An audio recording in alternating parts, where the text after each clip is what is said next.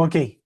In the name of the Father, Son, Holy Spirit, Amen. Direct the Lord, we beseech you, our actions by Holy inspirations, and carry them on by grace's assistance, that every plan and work of ours may begin always for in you, until you come to completion through Christ our Lord. Amen. Father, Son, Holy Spirit. Amen. Okay, guys, welcome to the second day of our theory of structures.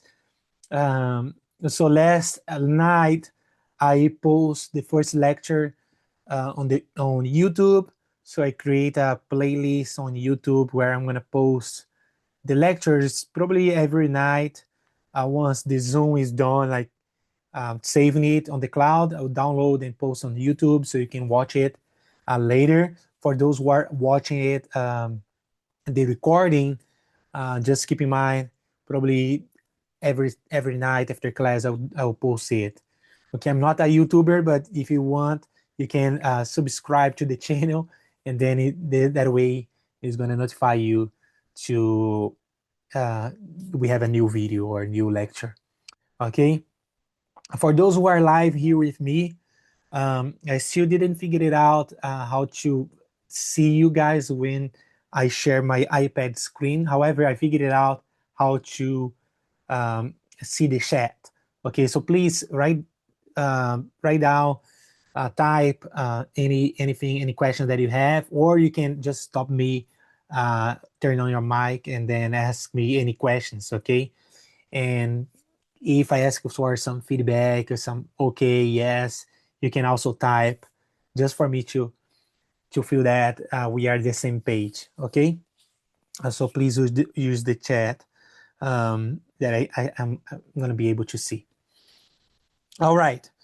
With that in mind, let's go where we stopped yesterday. Let me share the iPad screen.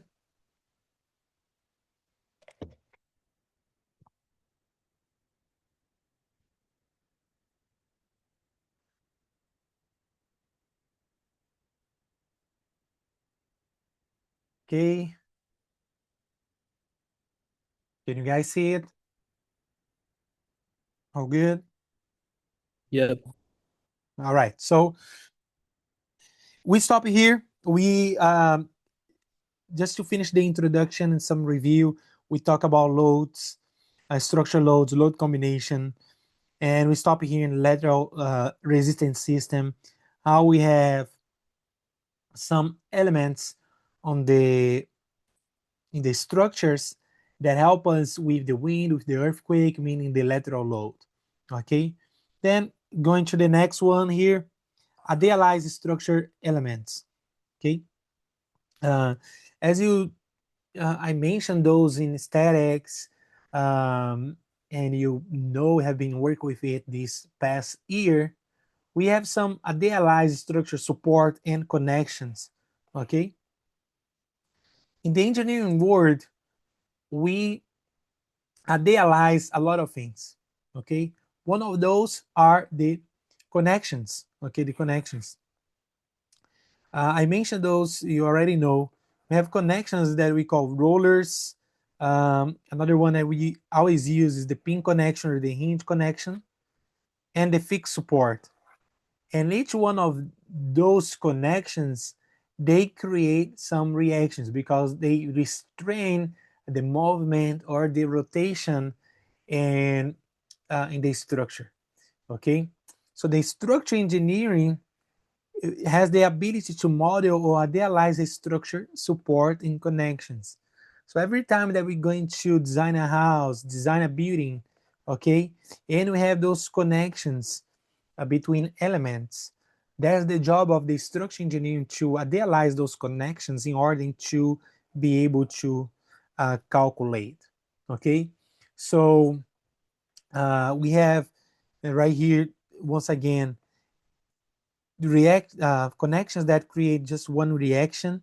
Okay, here also the smooth contact surface, we have like two reactions, and fixed support, like the most clear example is the cantilever beam, that we have three unknowns.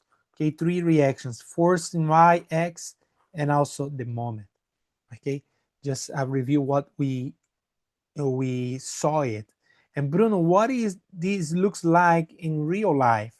So here I have some examples, okay, that when you go and take some design classes, you're going to see those idealization when you're designing those elements. So for example, here on the top left, okay, we have steel.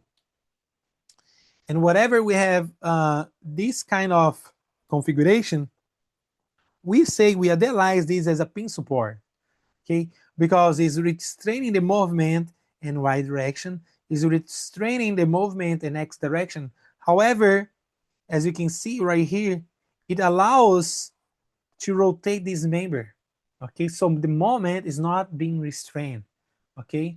So this is a typical pin support connection in steel, okay. And it's different when we have this kind of a weld, or also the bolts here, okay. Those are we call moment connection, because they fixed this beam, this girder, to the column in a way that this is considered what? A fixed support, okay. So we don't have any movement here. I mean, it's restrained the moment, so we have moment reaction happening right there. So these are two different connections that we can see in steel connection, okay. Here I have an example of a roller support for concrete bridge. Right here, as you can see, one is on the top of the other one, so pretty much this on the top of that one. So this is just uh, giving us just one reaction here, okay. um, Same as we have right here. I don't know if you can see, actually I can zoom it. You can see here this girder is pretty much just on top of the support of this column. So this we could say that is a pin connection, okay, pin connection. Same for other elements. For example, this is the fixed support for the concrete beams, meaning that the steel that's coming from the column is going to the beam, to the girder here, and they are just a moment connection, moment frame right there.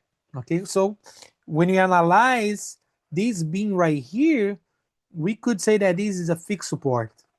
Okay, I don't know what is the other side, but could be fixed to fixed.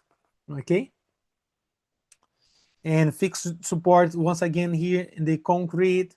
Okay, fixed joint for steel members. Here show the weld, but we can have these on the top as well. A lot of bolts here and bolts on the bottom. So this is a typical moment connection for steel frame. Okay, and just a smooth support for timber beams. Okay, once again, it looks like this one here. Okay, just one on top of others. So we idealize those supports to those symbols. Okay, so the job of the structural engineer is also to how we can idealize those supports. What is happening, really happening here, and how can we analyze those supports? Okay, so this is what we do. Right here, just example of a crane and trolley. Okay, how can we analyze this support? How can we idealize this real structure here?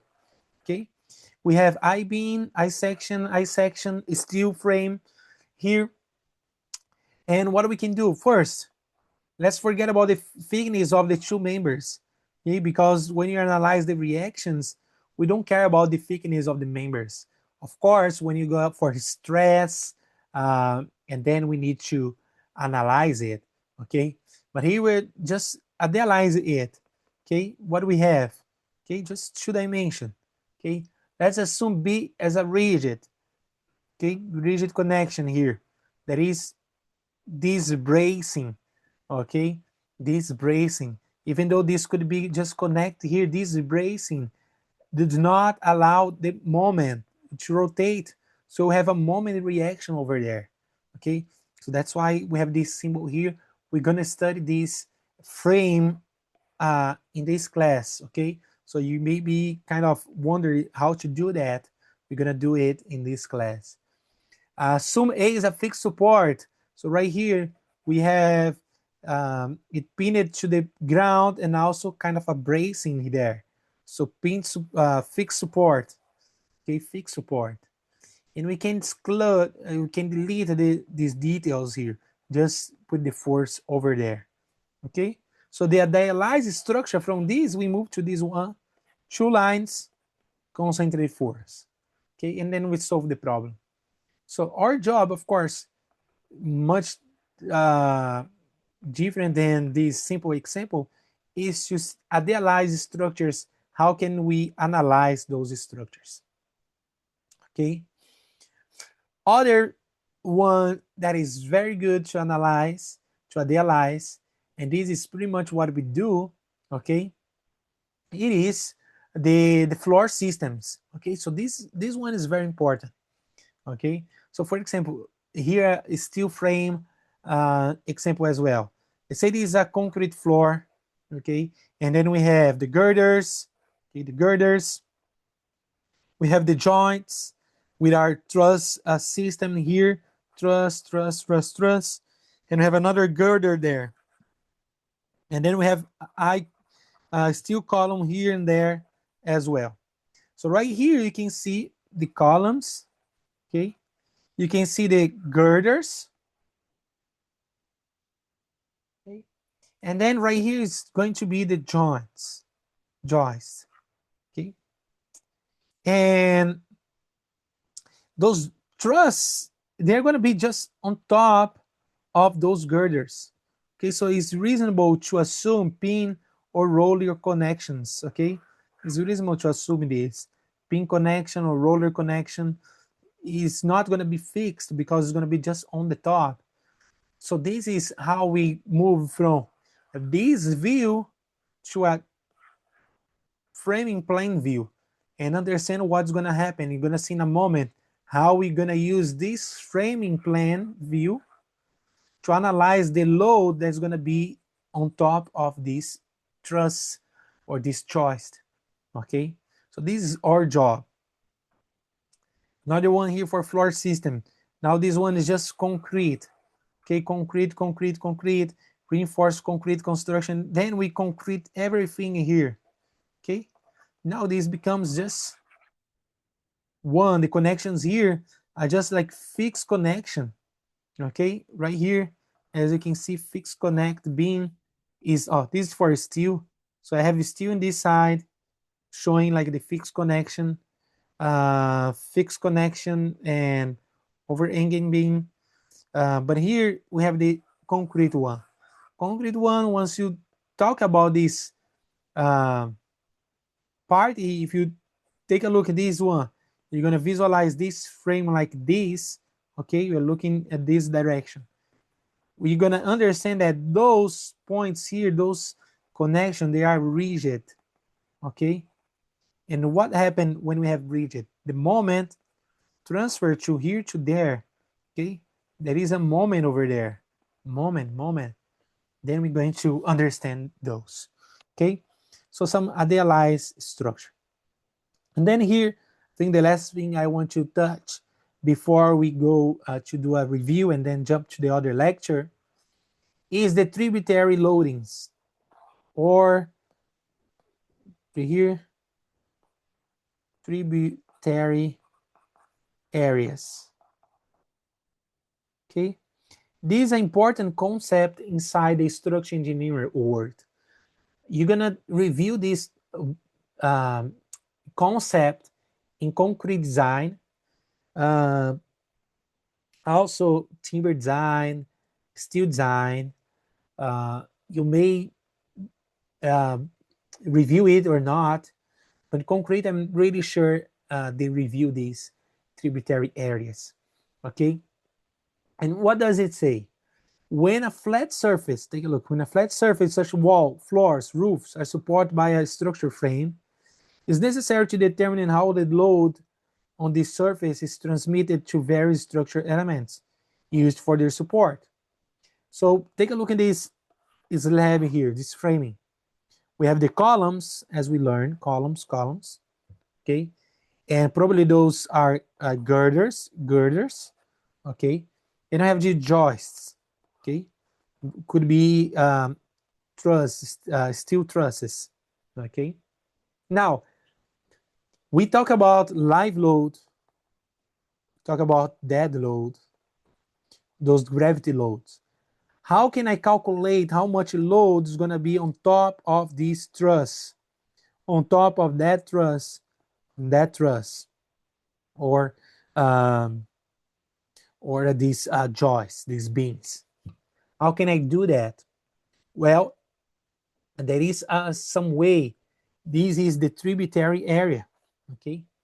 The tributary area, let me see what I have here. I have an example I'm going to show you in a moment. But the tributary area is pretty much how much of this slab, okay, the beam right here is in charge of supporting. Sorry. So how much of this area that beam will support, okay? And what we do is the following. Whatever we have like the length 2 here, length 1, okay?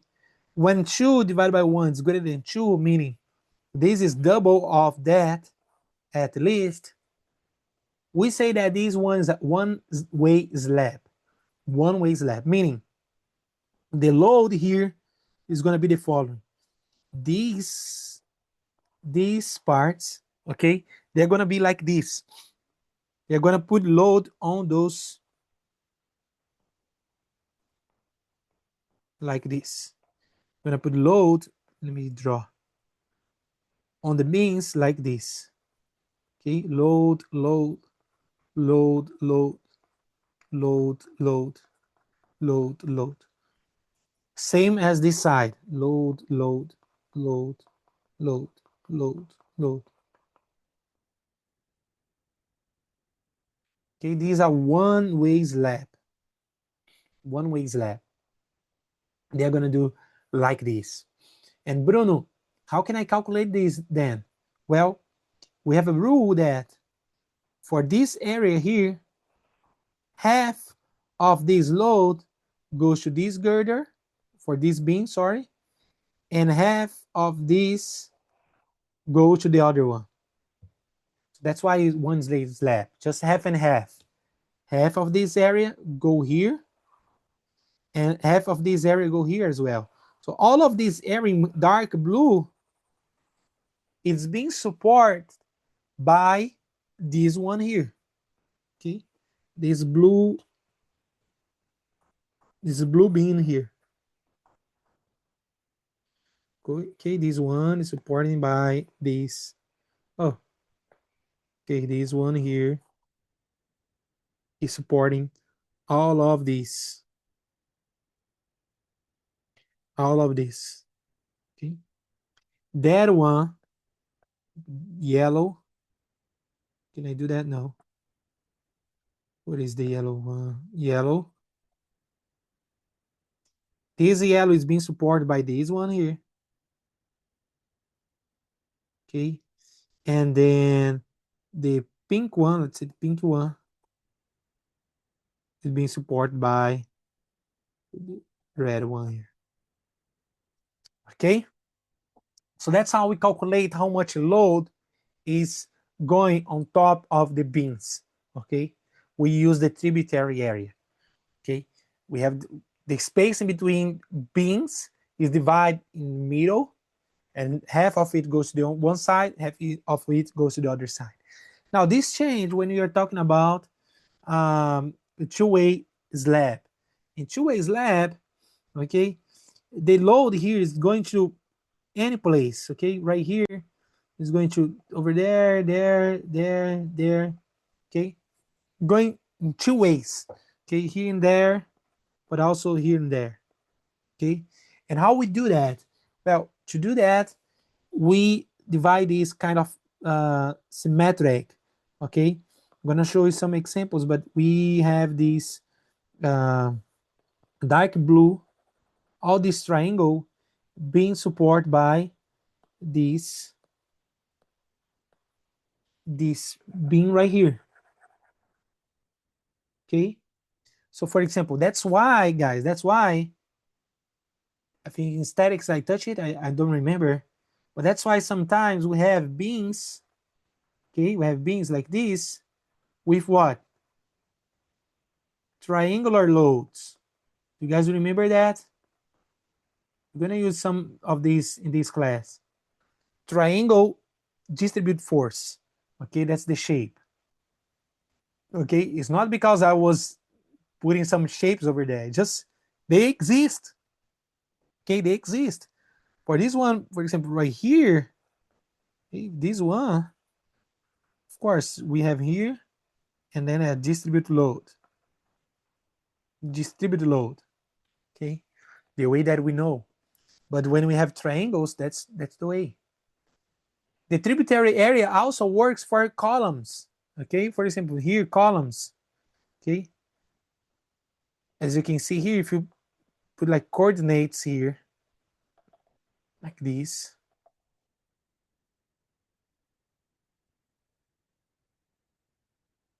Okay, and take a look here.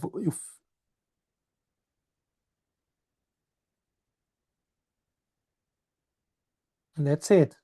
Okay, the columns here is gonna get this column in the middle, this part from this slab, this part from this slab, this one, this one.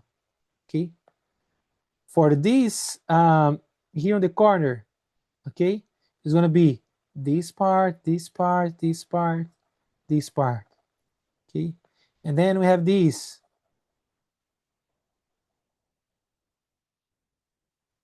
Over there. What else can I have?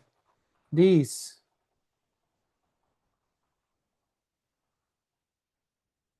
Is gonna be for that one. Okay, we kind of make a grid and split the load to those members. Okay, so that's why important. Let me tell you again the example that I gave you yesterday. Okay, what happened if I remove this load right here? Not this load, but I remove this column right there. Okay, if I remove that column, okay, things gonna start changing, because who is gonna take this load here, this blue load? Okay, who is gonna take those? See, that's what we need to figure it out. What's gonna happen? Okay, some part's gonna go there, some other part there, there. So those columns now they have more to support than they used to have. So that's why it's important to know the concepts. Okay, that's why it's, right now the blue ones taking this blue. Okay, but if I remove, the loads needs to go to the other place, and then with that amount of load coming to the other place, is my column enough to hold it? That's the thing. Let me go to an example here with numbers so you can visualize. Let's say we have this slab, and let's say this is a one way slab. Okay, one way slab where we have 5 foots here, and then we have 10 foots here. Okay, 10 foots here. This is 10 as well, but then we divide. This is 5, 5. So this is a one-way slab, meaning that force going to this way. Okay. Now let's take a look here. Being city. So let's see what's happening. I have this force going to that way. Okay, going to that way, that way, that way. Take a look. Right here, I have 100 pounds per square foot. Okay? 100 pounds per square foot. Now, this is my load, 100 pounds per square foot. Take a look. From this side, I have this amount of area going to CD. To the other side, I have this amount of area going to CD. And how much is going to be each one of those? Let's calculate. For example, this one here. If it's 100 pounds per square foot, how many square foots I have here on this side? 2.5 times 10 feet. 2.5 times 10. Okay. What is this? This is 25 times 100. This is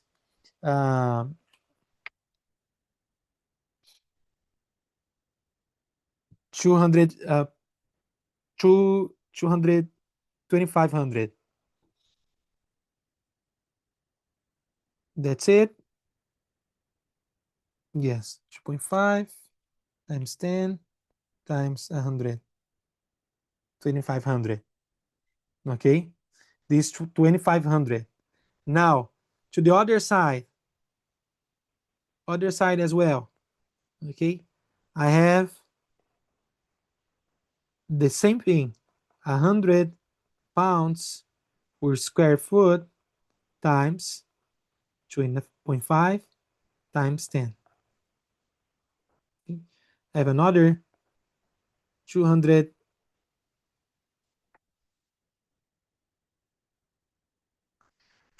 pounds. Okay, 200 pounds. Put it here.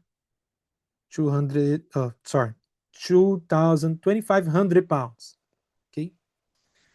However, guys, and then this is where I want you just to visualize. Bruno, this is the amount of force is coming to this beam. Okay. But pay attention. This is 25 by 25, 5,000 pounds on that beam.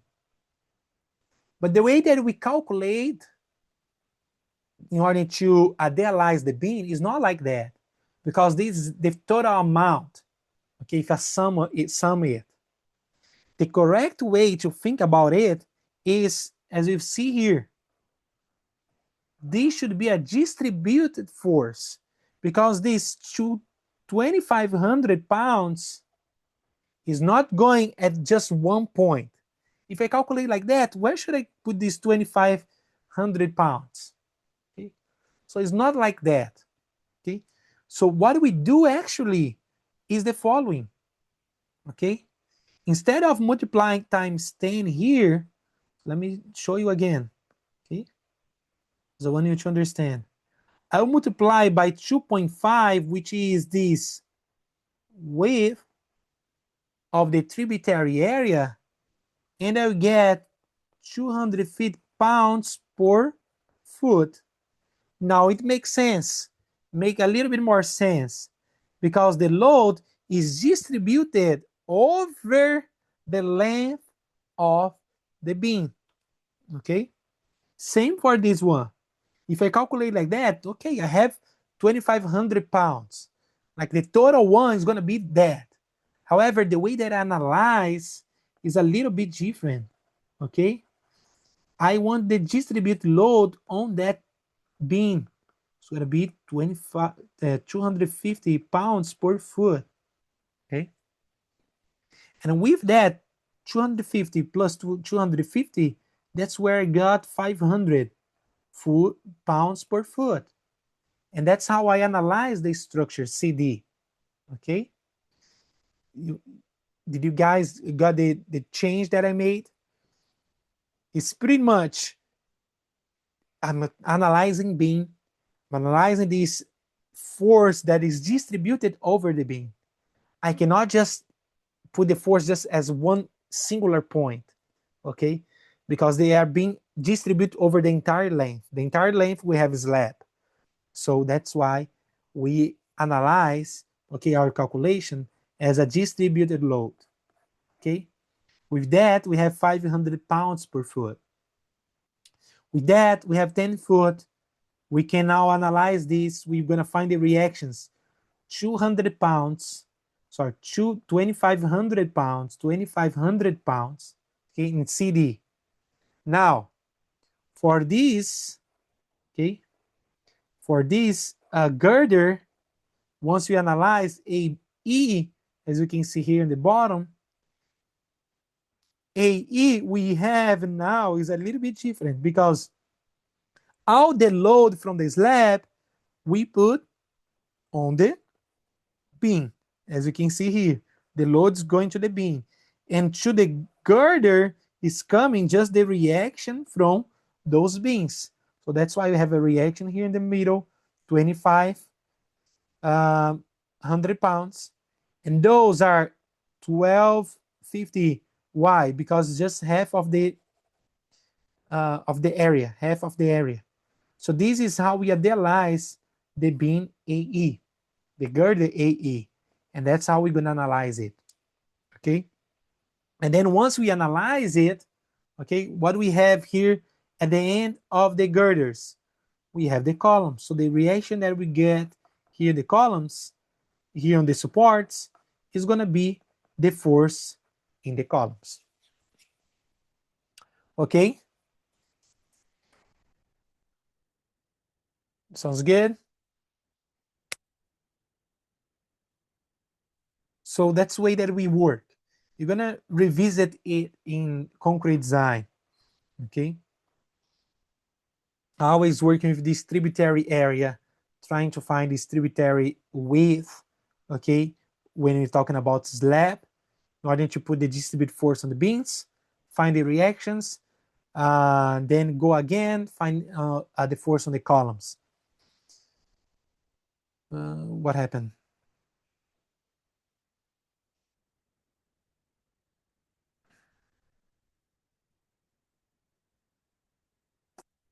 Let me see.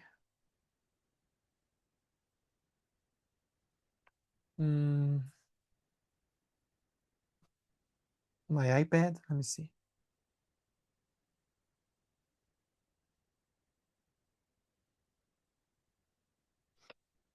Okay, I'm back.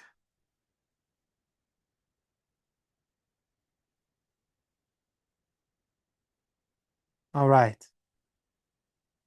So just to show you here really quickly, one-way system. Okay, what we have in a one-way system is pretty much this steel design, steel frame. As you can see here, probably you already went to the gym or to the Costco, those supermarket, and you look up, you're gonna see those I-beams, okay, and with this steel deck, okay, and then you're gonna see this is a one way.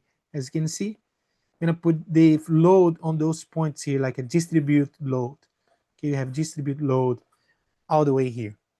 Okay, and then those are gonna distribute, right? You can see here, distribute just some point on the girders.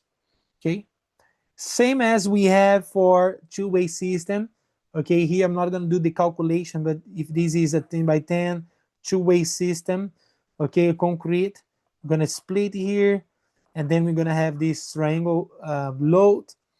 For other geometry, we always go for 45 degrees, 45 degrees, and then we have like trapezoids, okay? So trapezoids also exist, guys. So it's not because I was trying to make problems difficult. They exist, the loads exist, trapezoid and triangle loads, okay? So this is how we analyze systems. All right, enough of it. Let's go for some review of equilibrium equations, okay? Just review really quickly here of statics and probably mechanics of solids, what you guys did. So you have your calculator, a paper over there. Let's solve it together, okay? So far, so good. Can I have a okay here in the chat? All good? Yep. Awesome. Okay, so let's go to review here. Let's see how is your statics knowledge from that time. Okay. So we have a beam with distributed force, we have moment, we have also inclined force. What should we do? Well, let's find the reactions. Okay, that's what we want to find. Just a quick review here. A, beam support, reaction A. I don't remember how, I think I was using AY. AY. Okay, so this is a roller. This beam support, we have Fy, Fx. What else before we start? Can we have the equivalent system for this distributed load? The equivalent force is going to be right here, right in the middle. 10? Sorry? Is it, do we multiply it by 5 or do we multiply it by 10? Multiply by 5. 5. Okay, 2 times 5, which is going to be 10 kilonewtons. Good. Okay. Multiply by 5 because this is the length right here. Length of the distributed force. Okay, from B to C. The moment stay there is a moment. Remember, this one is passing right in the middle. So let me put it here. This is 2.5 meters. Do you remember centroids? Where is the centroid of rectangular shape? Right in the middle, okay, of the length. So 2.5 meters. And we have a as well inclined force. Inclined force, this one, you could find the angle, but this one, I gave you the triangle. So really simple. This is 4. And right here, this is 3 kilonewtons.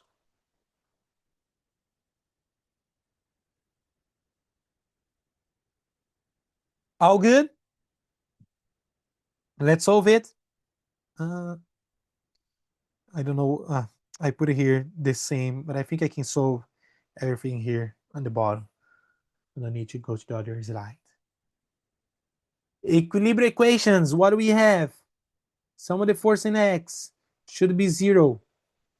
What do we have in X? Remember, our orientation, we're going to still use the same. To the right is positive. Okay? So we have -3 and negative Fx. In this case, Fx negative Fx negative 3 kilonewtons. Okay, so my Fx is negative, meaning that, okay, we should go to the right. Okay, this is the right direction of Fx. Sum of the force in Y. Remember, going up, positive. You guys remembered it? What do we have? AY, positive. -10, -4, positive Fy. Okay, so right here I cannot solve it. AY, Fy, 14. I believe so far it's okay. What about the moment? So the moment, you may be confused. Okay, moment. And here I'm going to take the moment about A. So it could be moment about any point. Remember, any point works. The sum of the moments in any point should be 0. So what do we have? And this is the trick. Okay, AY is doing any moment in point A? No. Okay, it's passing through A. So no moment, no distance. But we have 10 kilonewton. 10 kilonewton is doing moment. Yes. Okay, remember here, we're going to consider counterclockwise positive. Counterclockwise positive. This 10 kilonewtons is going to this way here, clockwise. So it's a negative moment. Negative moment 10, which is the magnitude times the distance. Which distance? 2.5? No, 7.5. Okay, distance from the force to the point of rotation. Okay, from right here to point A. This is 7.5. 5 plus 2.5. Okay, so this is negative 10, 7.5. And then we have moment. Okay, we have a concentrate moment here. Concentrate moment of 35 is already counterclockwise, so it's already positive 35. Okay, do I have to multiply any distance here to there? No. Okay, because this is already a moment. This is already a moment. So it's already kilonewton meters. No need to multiply by the distance. Okay. Next, 4 kilonewtons. 4 kilonewtons is going down. 4 kilonewtons going down, then making a clockwise negative. The distance is all of these distance here. 5, 5, 5, 5. 20.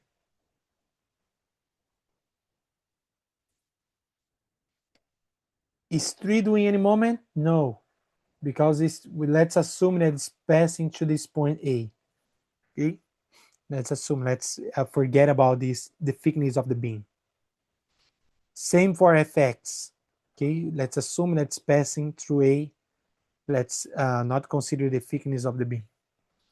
At the end, we have Fy, Fy, positive Fy. Positive Y, Bruno, is positive because it's counterclockwise. When we rotate this beam counterclockwise, Fy times 25. This should be equal to 0. Okay? So once you do this calculation, let's see, I have here my notes. Fy is going to be 4.8 kilonewtons. Then you go back over there, Ey 9.2 kilonewtons.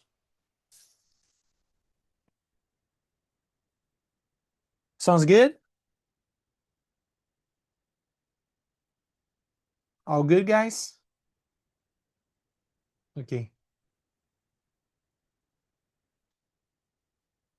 Try to type it, okay? Try to type it on the calculator. See if you remember how to do that stuff.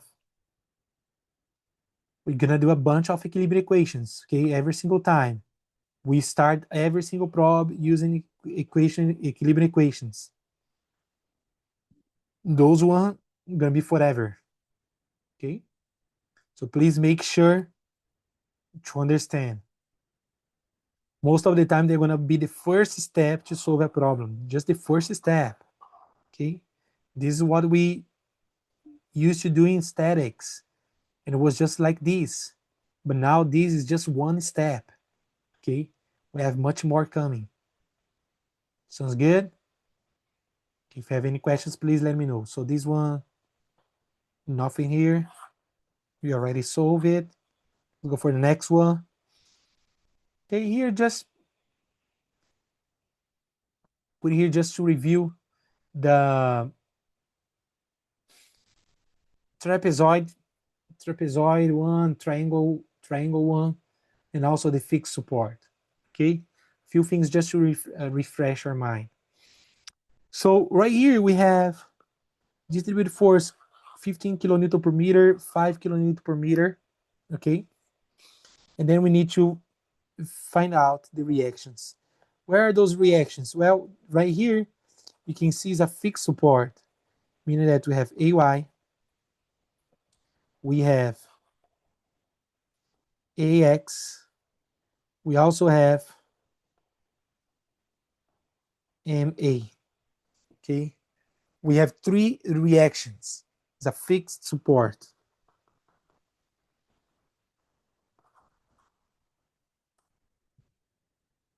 Okay, and how we should deal with it. Well, here we have different ways that we can deal with it.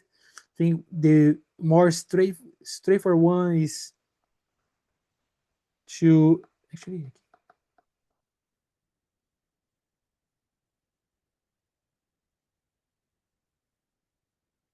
like this, to split this load.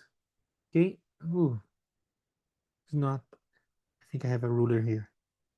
Oh yes, I do have a ruler. Right here. Yeah. Okay. And split this force here, because now the blue one becomes just a distributed force, uniform distributed force of 5 kilonewton per meter. The orange one, you have the orange one or the green one. The green one becomes triangle load. Okay, then we can analyze it better. Okay, triangle load with this point here, of course, 0, and this one is not 15 anymore, it's 10 kilonewtons per meters. Okay, because this 15, it was this 10 plus 5 that I split. So let me simplify this to you. Do I have, here's just the same. I forgot to remove this. So let me do everything here. For this one, for the blue one, we're going to have right here in the middle. Okay, you guys agree with me? Right here in the middle, it's a uniform distributed load. What I have is 5 times 12, 60 kilonewtons. Okay, and the distance, 6 meter.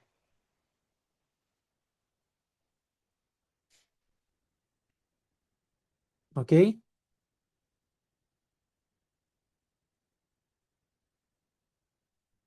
what about the green one? How can we calculate the green one? Green one's triangle is going to be 10 divided by 2 times 12. Okay, 10 divided by 2 times 12. Why is that? Actually, let me write half of 10 times 12. Maybe you can visualize better like this. It's going to be 60 as well. Okay, this is 10. This is a triangle. You're going to calculate the area of a triangle. Base times height divided by 2. That's it. Then where should I place this? I don't know if you guys are going to remember. Does anyone remember where should I place? Where is the centroid for a triangle? Anyone remember? Remembers it? Is it 2/3? So it would be 4 meters from the left. 4 meters from, awesome. Okay, so 2/3 from the 0 point, okay, or 1/3 from the peak of this triangle. Very good. So we're gonna put this, maybe it's right here, 4 meters right here.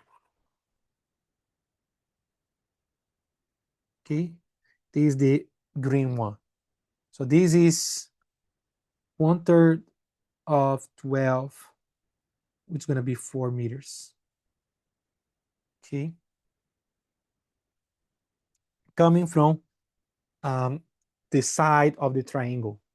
Okay, or 2/3 coming from the right. Great.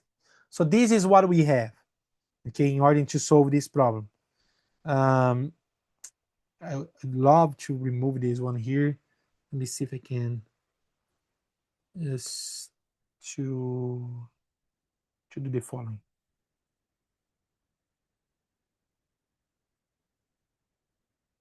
Oh, nice. It's great. That's great. That's great. Mm.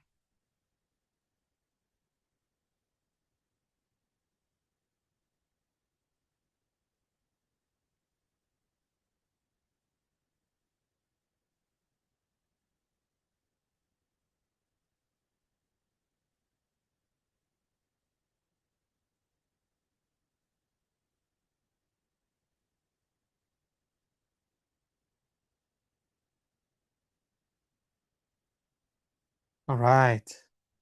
Let's delete this. Better.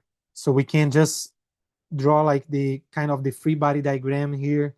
So we have simply fixed support, this load, we're going to have 66 meters, and we have 40, no, not 40, 60 with 4 meters.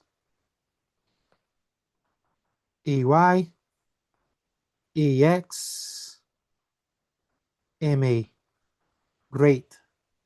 Okay. Does everybody agree? I think that's what we have. Okay. Then simply sum of the force in X should be 0, AX 0.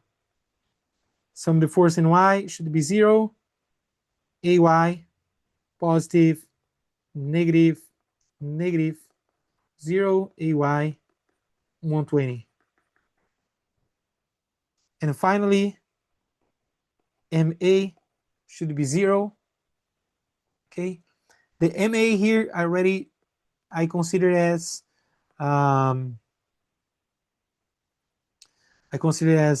counterclockwise, so I'm assuming it is a positive MA.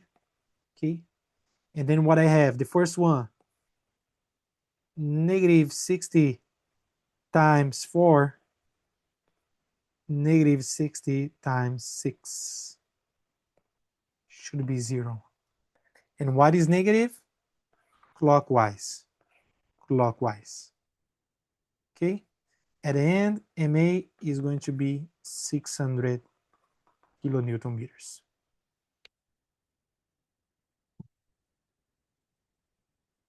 All good? Any questions?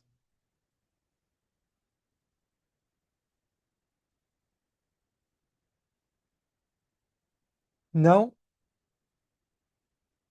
Okay. So this is just to show you that we're going to use equilibrium equations, okay? A lot. Just want to review, just for you to remember fixed support, few things here. After class, study a little bit more. Okay, go to your statics or to mechanics of solids where you did a lot of equilibrium equations. Just review a little bit. Okay, so this was the end of lecture 1 from yesterday. I believe we're going to start now lecture 2, the trusses, review of trusses, and then probably we're going to finish on Thursday together with the app, with the software, sorry. So right now, let me close this one. Let me do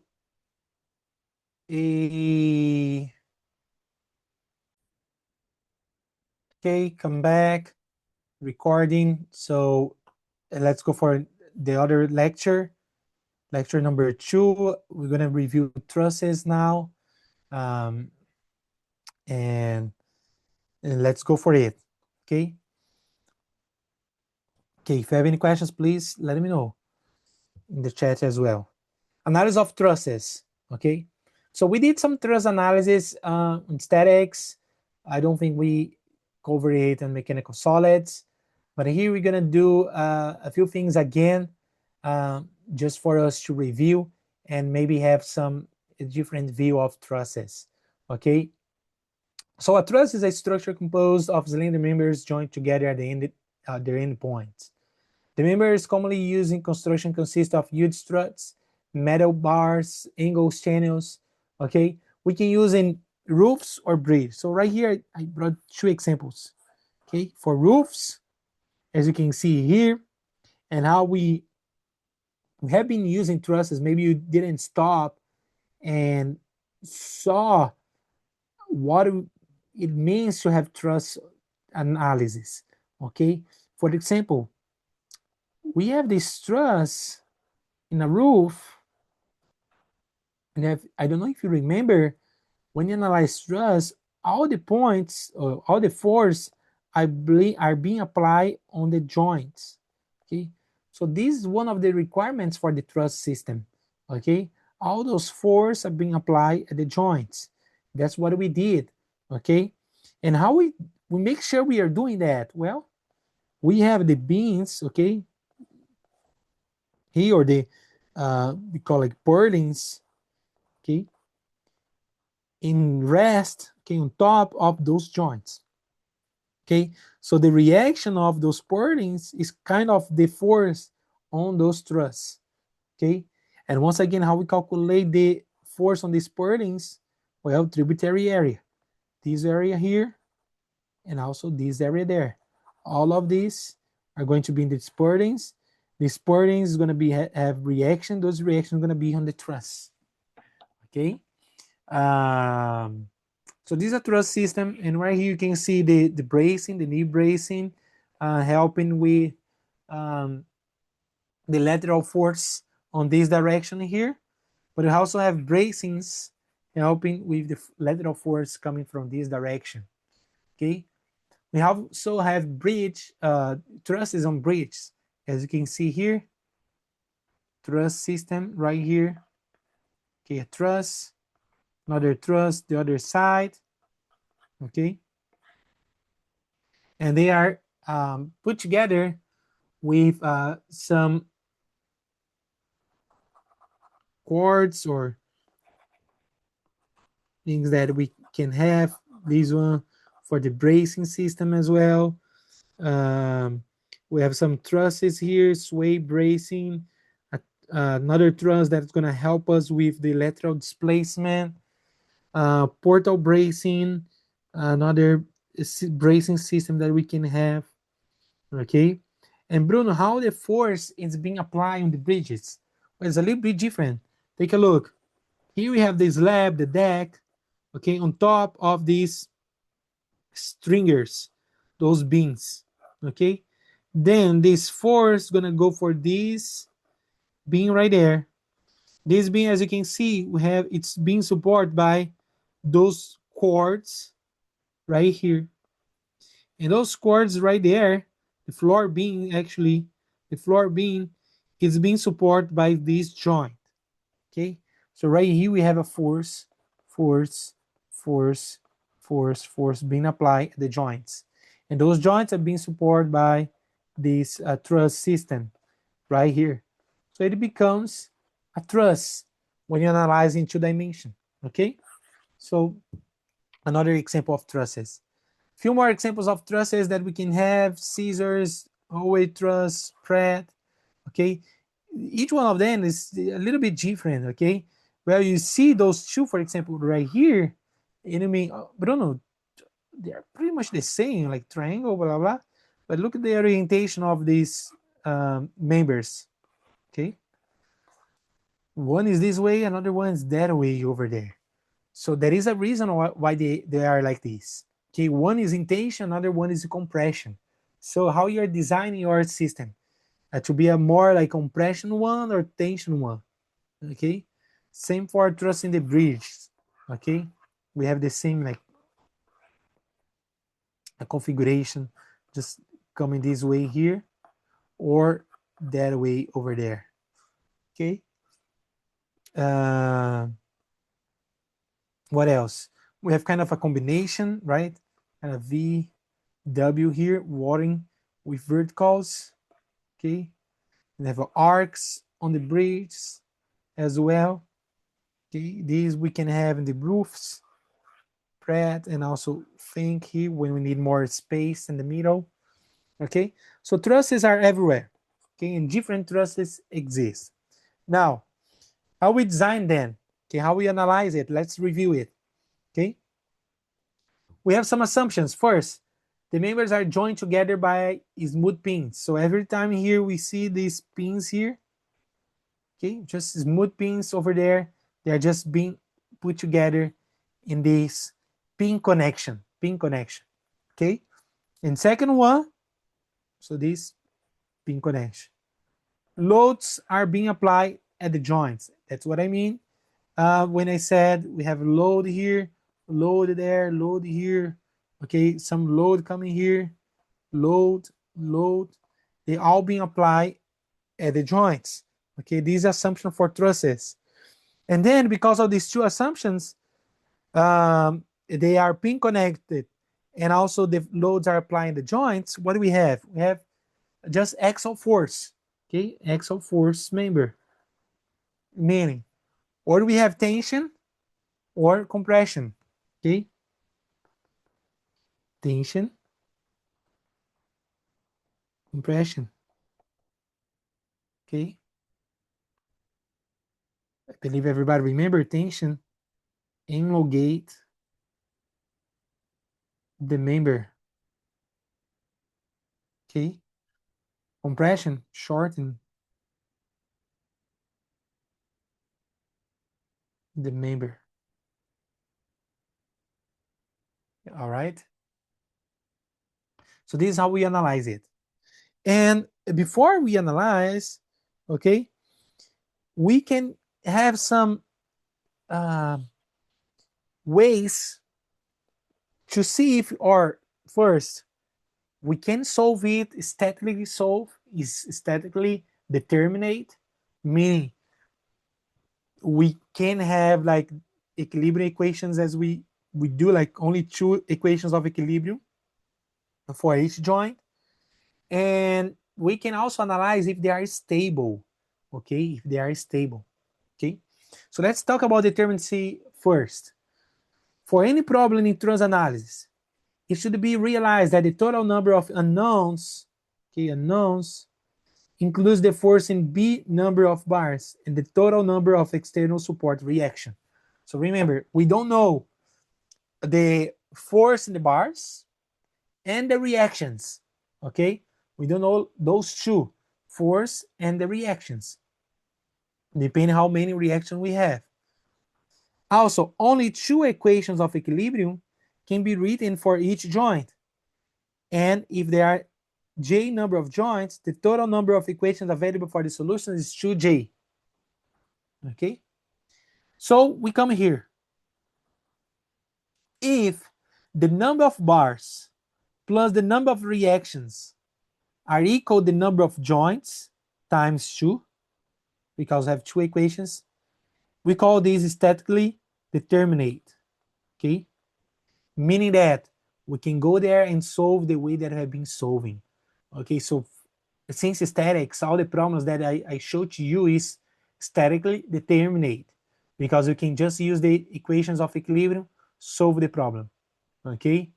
Now, Bruno, if I have more bars and reactions than number of joints, okay, then I'm not gonna be able to solve just using equation of equilibrium, like the two equations. Okay, that's where we call indeterminate structure, indeterminate truss. Okay, Bruno, then how can I solve? Well, this is going to be the last topic of this summer class, indeterminate structures. How can we solve those indeterminate structures? Okay, so we're gonna stick with determinate structures here, but just keep in mind, they are indeterminate structures. They are indeterminate trusses. And what are those? We have more unknowns than we have equations to solve. Okay, that's determinants. What about stability? Okay, well, we have two kind of stability: external and internal stability. Okay, a truss is externally unstable if all of its reactions are concurrent or parallel. Okay, what does it mean? Okay, take a look for those. This one is easier to visualize first. Okay, this one here on the right. Okay, why this truss is unstable? Take a look at the supports that we have. We have just roller supports. Just roller supports. Okay, what does it mean? It means that, well, once I apply this force here, what's going to happen? Move. Okay, this truss is going to move. Okay, we could count, it could be determinate. Okay, we could have a determinate beam or truss, sorry. Okay, we could solve this problem using the two equations of equilibrium. Okay, however, It's a stable case. It's not stable. It's unstable. Okay. When I start moving, applying this force, all of those guys are gonna move. There is no restriction here. Okay. No restriction there. All right. Same happen when all these force, they are concurrent. Okay. So for example, all of those are going to the same point. Unstable. I cannot solve this one. Okay. How I will find, okay, how much is those force right there? Okay. All of that is passing to the same line of action. Pretty much they're gonna cancel each out. Okay. So it's an unstable case. Unstable case. The same, this externally. Okay. The same we can find internally stability. Okay, and this one, there is not magic. You should use your sense of engineering sense. Okay, this is good. We have reaction here, reaction there, reaction here. So it's externally stable. Okay, the force is different line of actions. Okay, at different points. But why this is unstable? Why this is unstable? Take a look what we have here. And sorry, we are not physically in the same room. If not, I would bring my material that I have in my office. Okay. Once we apply this force, what's gonna happen here? It's gonna kind of collapse. Okay. Because we don't have anything to hold this structure here in the middle. We don't have support. We don't have the bracing. So that's why most of the time you're gonna see the truss system as triangles, because we can put like some support here. Once you do that, what's gonna happen? This is gonna move here. This one's gonna move. This one's gonna move. Okay, move, move, move, move. Okay. These will move. Once these move, what happened? These will move as well. And this is gonna go just down. Okay. Because we don't have anything here. For example, if I put a truss member here, you're gonna help me to support this deflection right there. This member would be in tension. Okay. If I have a member here and apply this force, this member is gonna be in tension. Okay. Because this is gonna go down and this is gonna go all the way here. It's gonna be in tension. Okay.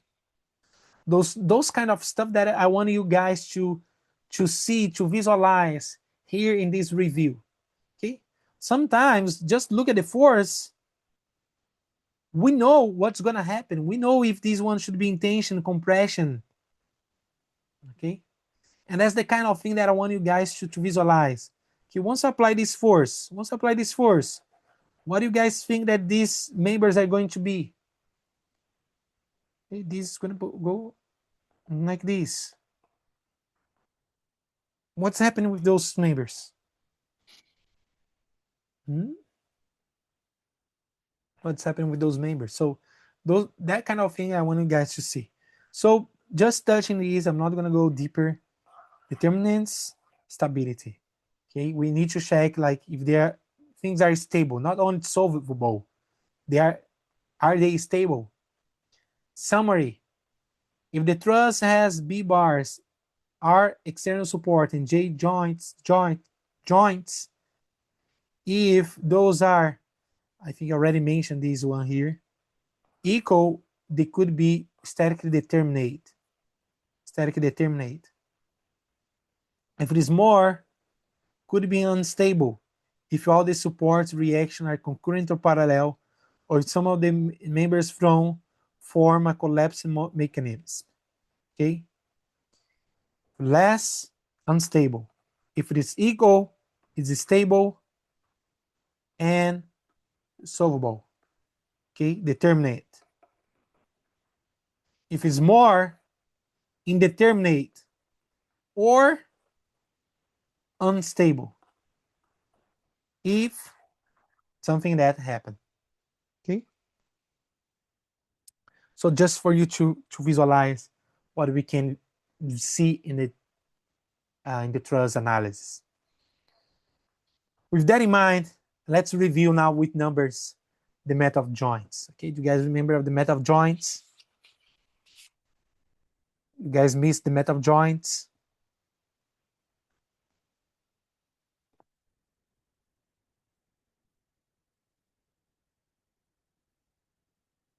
Okay, before we start the problem, method of joints, let's analyze the problem.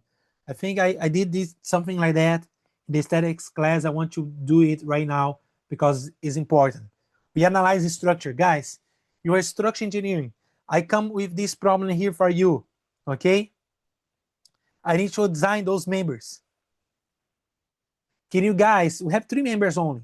Can you guys spot the members? They are gonna be in compression or in tension. Before we do any calculation, what do you guys think? This member, let's say, can we say this is, what is it, member, this is A, so let me say, okay, this is member 1, member 2, and member 3. Okay, what do you guys think? What's gonna be 1, 2, and 3? I'm not saying the value of it. Just saying, can you guys visualize and see if they're gonna be in tension or compression when I apply 500 newtons on top of it? When I apply 500 newtons, what is happening? Member 1 and 3 will be in compression, and member 2 will be in tension. Almost. I think the only difference is, I think member 1, if I remember correct. So you said member 2, tension, right? You said tension, so let me put a T here. And this one you said compression. All good. However, member 1 is going to be also in tension. Also in tension. Okay? So what's going to happen here? This member is going to be doing like this. See, it's going to rotate like this. Okay? I cannot rotate this one. But this member, because it's going to this one, it's going to compress this member here. It's going to compress. This is going to rotate like this, so it's going to be in tension. The same way that this is going to go up and try to rotate, is going to bring this guy here as well, kind of elongating this member. Okay, so tension, compression. Okay, so this analysis is just like we didn't do anything. Okay, we didn't do anything, and thank you for who try to analyze it. Thank you so much. Okay, and let's see if we get it. Let's see if we get tension, compression. Okay, or something else. Method of trusses. How we start? Well, we start equation of equilibrium. First, let me just put it here. AY, AX.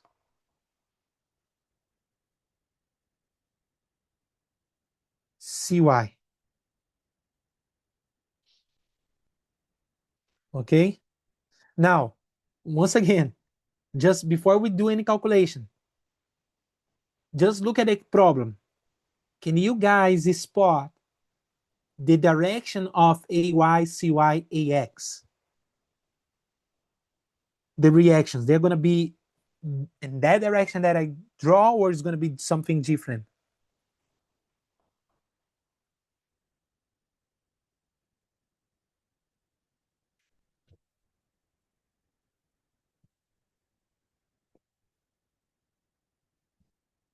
For example, AX. Okay? Even before I draw this, I could just put this going to the left. Because if this is going to the right, this should be going to the left. If it's going to try to pull this to the right, my reaction, my support should hold it and put it to the left. Okay? So probably in my calculation, I'm going to get this as a negative number because my drawing here is different. What about AY? Take a look, AY. What I just said, once this starting moving, what's going to happen? This is going to go here, that, let's say like this. What's going to happen with this part here, this corner? Is going to, this 500 is trying to make this go up. So what should be my reaction? It would Put it also be down. negative. Yes, also negative. Good. Very good. Because it should put it down. Okay? All good. Okay? And then once we do that rotation, okay, it's pretty much this is trying to rotate and this putting a little bit, you're gonna see kind of pushing this down. Then CY should push this up. Okay? Because if you try to rotate like this will try to go down.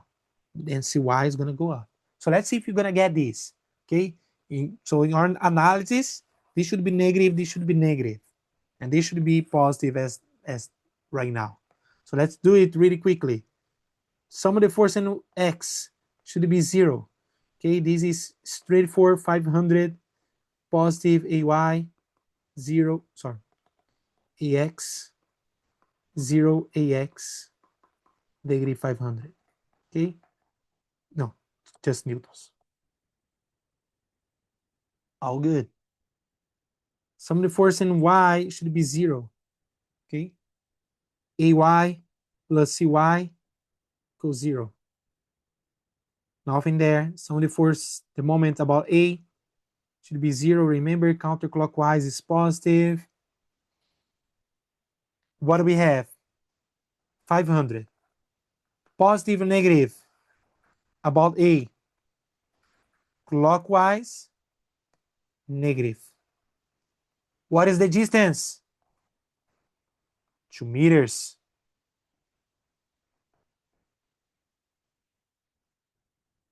What about AX, AY? No moment. They are being applied to the point. Okay? So we have CY. CY, counterclockwise, about A, counterclockwise, positive, distance, 2 meters. So CY, 2 meters.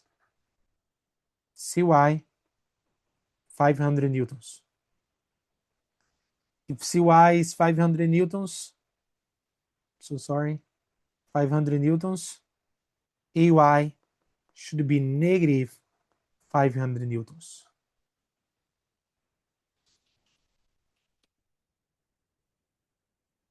Okay, so this one truly is in this direction, and this one truly is that direction here. So far, so good? All good?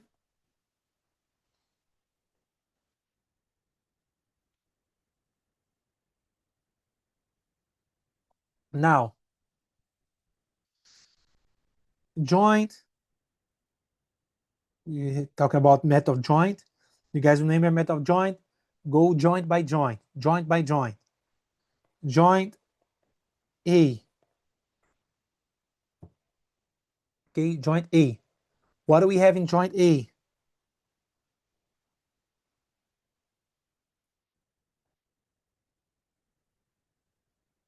Force AB, force AC. What else? Can I use already this direction? I'm going to use the true direction here, okay? 500, 500. Bruno, why you didn't put negative? You got a negative here. Why you didn't bring the negative here? Because I changed the direction. Remember, This negative means that my direction is wrong. So if I use the right direction, I don't need to bring the negative here. Okay. Then we have joint by joint, we have two equations. Sum of the force in X. This is straightforward. This problem is straightforward, just for you to visualize things. Okay. FAC 500. Sum of the force in Y.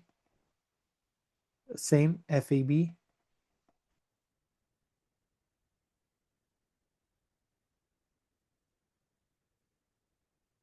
Bruno, why negative 500? Why negative 500? What's going on? You just said that you didn't bring this negative here because of the direction. Yes, that's true. But right here, I'm talking about some of the force in X. It is a other different thing here. Okay, this is to the right is positive, going up is positive. So I'm gonna look here, okay, and decide the signs. To the left, negative.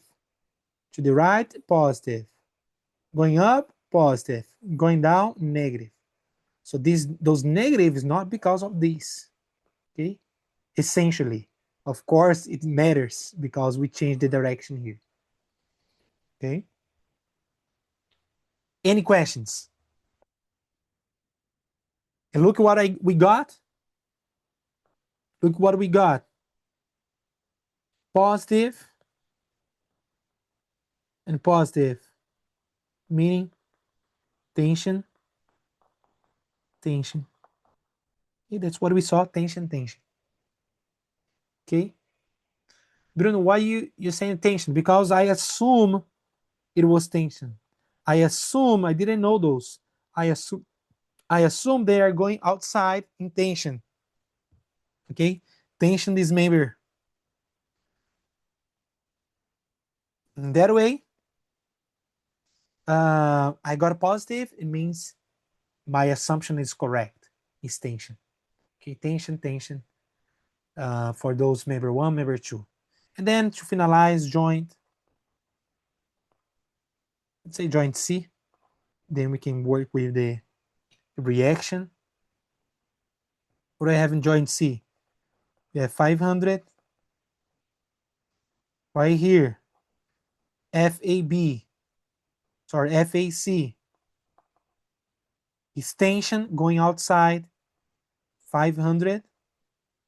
And then we don't know this one here, FBC, which is 45 degrees. Okay. Then we can just do sum of the force in X, should be 0. What do we have in X? FAC, negative 500. Why negative? Because it's going to the left. What is the component of FBC in X? FBC is negative because it's going to the left. Sorry. FBC, I don't know the value, cosine of 45. Okay, cosine of 45. What is cosine? Do you guys remember? Once you have the components here, this angle measuring from the x-axis. So this one is going to be cosine, component, sine component. Okay. If you don't remember that, please let me know later. I can show you. Those are things that we are just reviewing here. And then at the end, we're going to get my note here, FBC, negative 707.11 newtons, meaning that compression. Okay. Bruno, why negative means compression? Because I assume was tension. I assume tensioning this particle. Okay. But if I got negative, means it's vice versa. The direction is compressing this particle.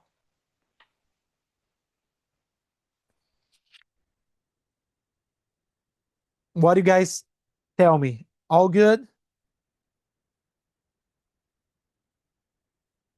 Yeah. Sounds good?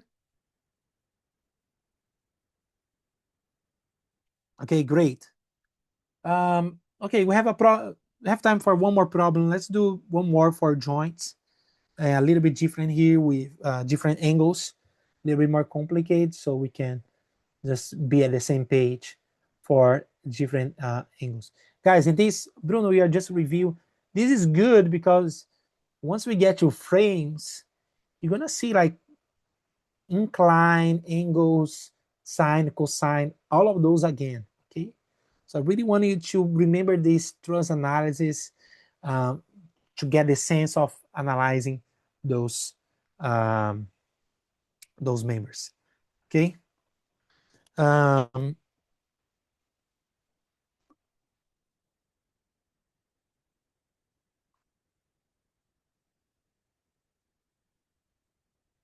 okay, so this problem right here, let me see, okay. This is example number 2. I think I have example number 3, which I'm going to leave to you, okay, for you to solve later. However, I will complete this PDF and post to you later on, okay, but you can work on it for the method of joint. And then tomorrow I will do zero force members and also the method of section, okay? So tomorrow we're gonna do this. So let's do the last one for the joints. Let me zoom it just for the sake of equilibrium equations. All right, guys. This one actually, I said the equilibrium equation, but the reactions are already given, okay? So just to save some time, we have the thrust below. We're gonna see the tension or compression, and the reactions right here, okay, already given to us. Okay, so this pin support right here, right there. Okay, just considering this one here. Okay, let's say we don't know this. Okay, this, forget about this, forget about this. Can we do like the same? Can we visualize? We have this 22 here, trying to move the problem like this. Okay, what do you guys think? Can we agree in some of them? Okay, this is a little bit different because of the reactions. Okay, this is a pin support meaning that it's not, it can rotate here. Okay, a little bit tough to visualize, and also is inclined. And then we have those members. Those members here, okay, because we're gonna move like this, it's gonna be in tension. It's gonna pull like this. Okay, let's say like this. And because we are moving this down, okay, this one is gonna be in compression. Okay? That one is gonna be in compression. And what I, like this, compressing this member here, I was gonna go down. Okay, compressing this member.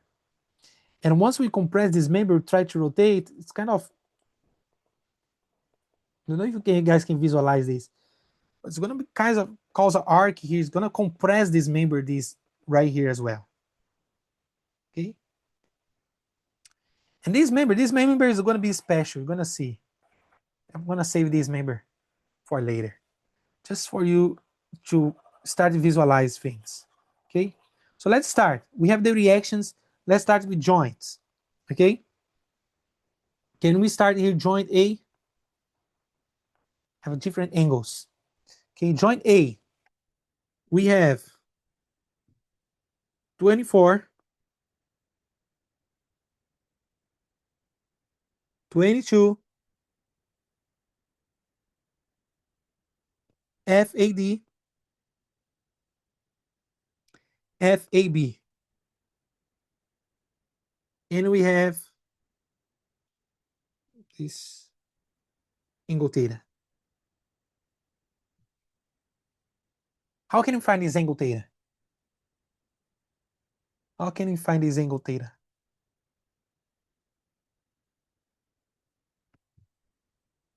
Can you see this here? For example, we have this triangle. You guys remember this triangle? Did I mention this triangle here? I think we did it for statics 4, 3, 5. Okay.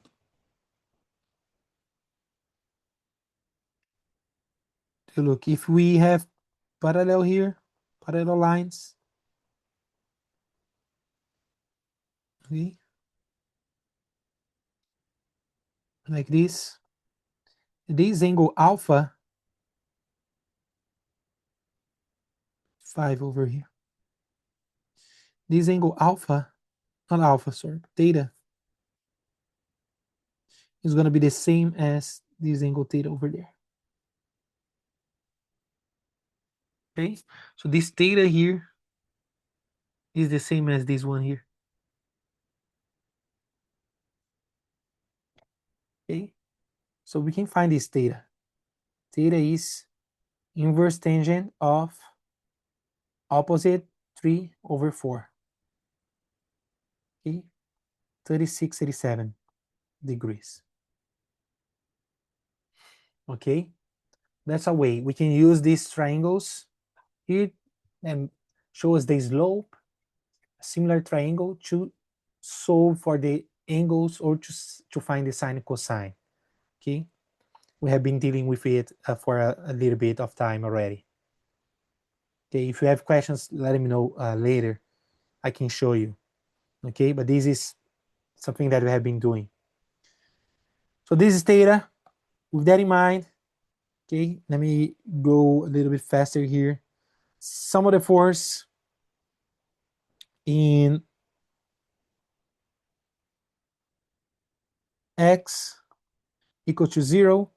So we have negative 22, positive FAD, and positive FAB cosine of theta should be 0. So this one right now, I cannot solve. I have two unknowns, one equation. So let me go for the other one. Let's see if I can solve it. In y, I have negative 24, positive FAB, sine of theta. Ooh, this one I can solve. Okay, I'm gonna skip some calculation here. You guys do it by yourself. See if you guys gonna get FAB 40 kips. Okay, 40 kips. Then I go to right here, negative 22 plus FAD plus 40 cosine of theta. I'll find FAD as, what is it, negative 10. Negative 10 kips. Okay, please do the calculation. So this one here,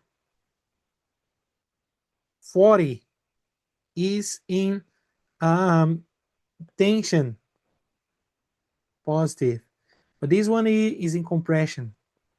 Okay, let me put it here, 10K compression, and this is 40K tension. So far so good. Now let me go to joint. Which joint should I go? Okay, remember, we have to go for one that has at least, not at least, but up to 2 unknowns. Okay, 2 unknowns. For example, if we go to joint D, can we solve it? Yes. We don't know BD, we don't know DC. Can we go for B? Yes. We don't know BD, BC. Can we go for C? Yes. So any node, any joint that you pick is gonna work. This would be different when we start. When we start the problem, we couldn't start in D because we didn't know these 3 here. We couldn't start at B because we didn't know these 3. We couldn't start at A or C. Okay? This is important to remember for the method joints. Okay? Let's go for joint B. I want to show you something here. Joint B. Let me put it here. Joint B. Okay? Joint B.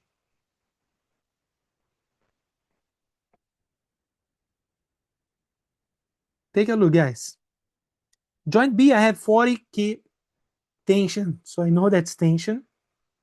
Sorry, I know it's tension. So it's 40. Okay. I don't know BC.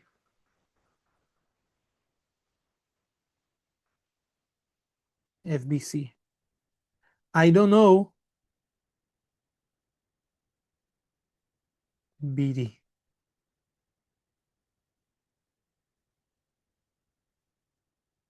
FBD. Okay. Now, how can I solve it? Okay.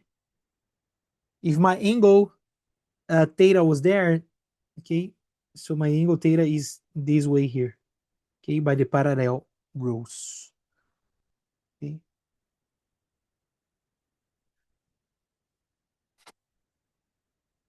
What do you guys think? There is a way to easily find those members. If this is x and y, for example, can we rotate the axis? Meaning that, can we have, if you say that this is x, let's say this is, actually this is x prime, this is y prime, and then we have this 40, and then we have this FBC, FBD. Take a look. How much you think is going to be FBC?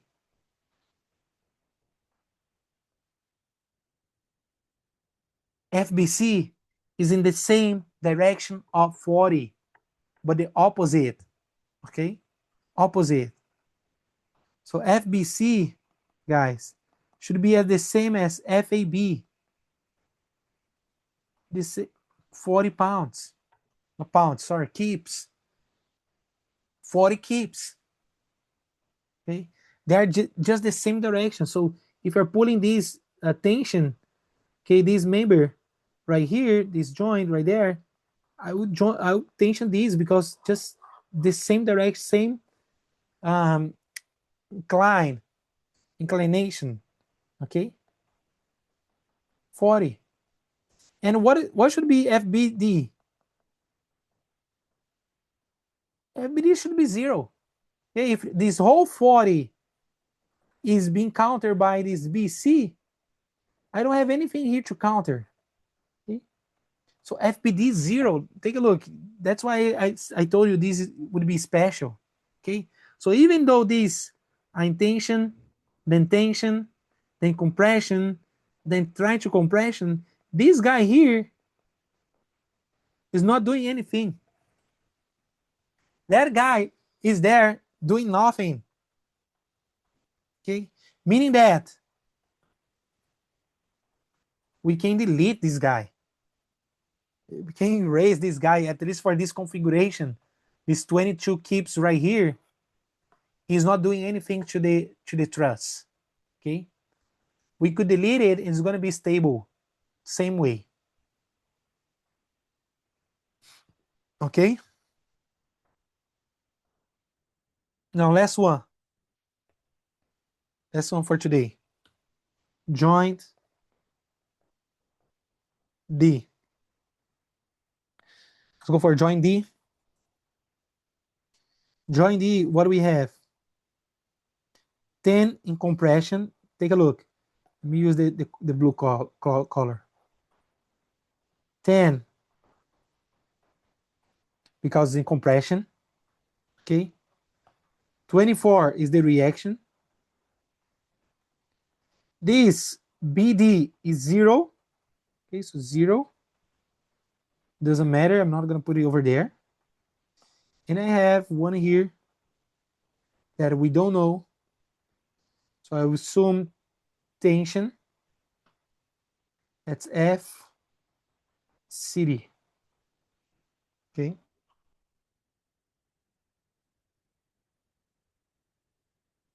Let's say this is, no, did I use alpha already? No. So let me put alpha. Alpha. Okay. Now what should be the angle alpha? Should be the angle alpha. We have the triangle over there, which is, let me see, 13, 12, 5. 13, 12, 5. I don't know if you can hear, but it looks like it's raining outside. Raining outside. Okay, and this alpha. Alpha is going to be the inverse tangent of 12 over 5, 67.38. 67.38. I'm allowed to say 67 out, you guys laughing? Last year was very good. Every time the angle was 6.7, the class was just like excited. Okay. Or at least can I see like some excitement from you guys? 6.7 is the angle. Okay. So this angle, sum of the force in X equal to 0. What do we have? Plus 10. Bruno, why plus 10? Because it's going to the right. Even though it's in this side, it's going to the right, so positive. Okay. Plus FCD cosine of alpha. I'm going to find FCD negative 26 Gibbs. Okay. Meaning compression. This is in tension. So right here I have 40K tension, 26K compression, and this is just zero.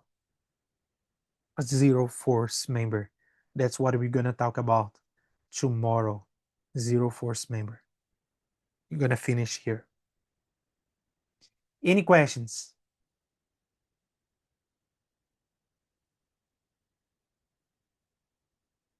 This is the full problem. Any questions, guys? Thank you. Okay, so let me stop sharing the screen and stop the recording. So if you're watching the recording, I'll see you tomorrow for the next lecture.